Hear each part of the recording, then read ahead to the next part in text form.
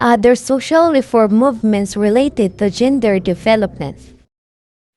By the end of this lesson, the learner will be able to differentiate between at least three distinct social reform movements, like for example, LGBTQ plus rights, movements against gender-based violence, labor rights, by defining their primary goals. Second, identify specific campaigns or concepts associated with gender-related reforms such as #MeToo, Suji Equality Bill, or the recognition of unpaid domestic labor. Third, explain two fundamental reasons why these social reform movements matter, referencing how they challenge unjust system or promote cultural change. Good morning, class. Today, let us break down the different social reform movements that advocates for gender equality and gender justice in the Philippines and globally. These movements are essential because they challenge unfair systems and empower individuals. So the first one is the LGBTQ plus rights movement. So these movements advocates for the rights and recognition of lesbian, gay, bisexual, transgender, queer, and all other gender diverse people. So the goal of LGBTQ plus rights movement are to seek full legal and social equality and care for protections against discrimination. So the key Philippine example is the existence of anti-discrimination ordinances in several major cities like Quezon City and Davao City. These local laws specifically prohibit discriminations based on sexual orientation and gender identity or SOGI or SOGI in areas like employment, educations, and access to services.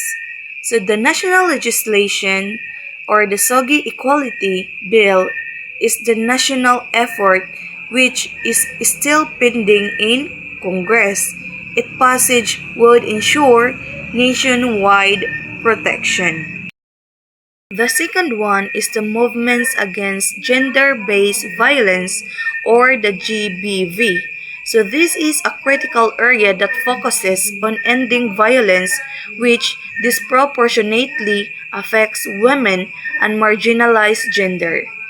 So the campaign focus on ending first is the domestic violence. So when we say domestic violence, it is the physical, emotional, and sexual abuse within a household. Then the second one is the sexual harassment. So when we say sexual harassment, it is the unwanted sexual advances or conduct now covered by laws like the Safe Space Act, Republic Act 11313. The third one is the online abuse. So, na-include rin ang cyberbullying, malicious distribution of non-consensual images, and etc. Also covered by the Safe Space Act. So, the key global campaign is that the UN's 16 Days of Activism Against Gender-Based Violence, which runs every year from November 25, the International Day for the Elimination of Violence Against Women, to December 10, which is the Human Rights Day. Third one is the labor rights and equal pay movements. So these movements ensures a fairness and equality in the workplace, recognizing the contribution of all workers, particularly women and caregivers. The advocacies include first is the equal pay for equal work. So it ensuring men and women receive the same pay for doing the same job. Second is the recognition of unpaid domestic labor. It acknowledging the economic and social value of work done at home, like childcare and housekeeping, which is often done by women and is usually unpaid. For example, is advocating for social security or pensions benefits for full-time homemakers. Next is the workplace rights for mothers and caregivers. Like for example is it's protecting pregnant employees, providing paid maternity or the paternity leave, and ensuring lactation breaks.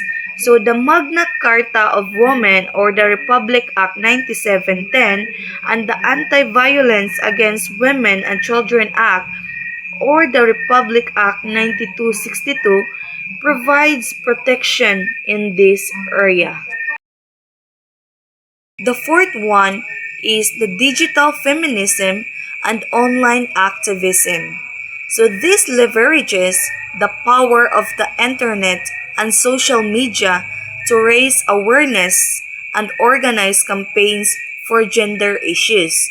So how it works? So social media is used to rapidly disseminate informations, create solidarity, and hold institutions accountable. So there are three key hashtag examples. First is the hashtag #MeToo. So started globally to expose widespread sexual harassments and assault.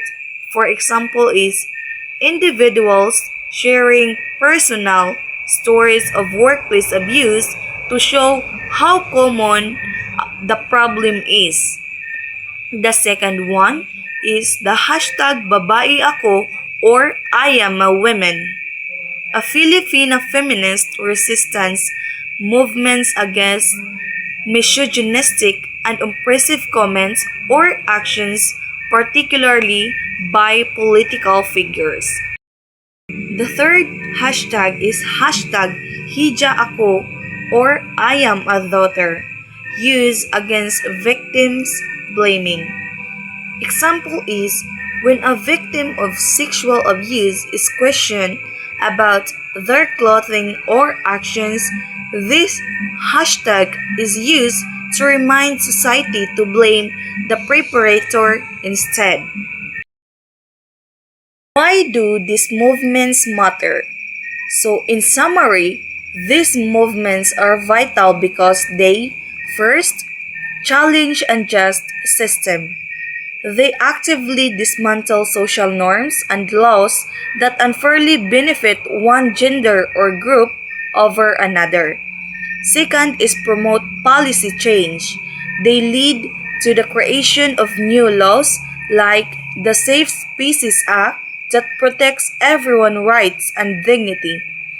Third is educate society. They change harmful gender norms and encourage a culture of respect and equality. The fourth one is empower individuals. So they give individuals the platforms, the legal protection, and the courage to speak out and take actions against injustice. That's all, and thank you.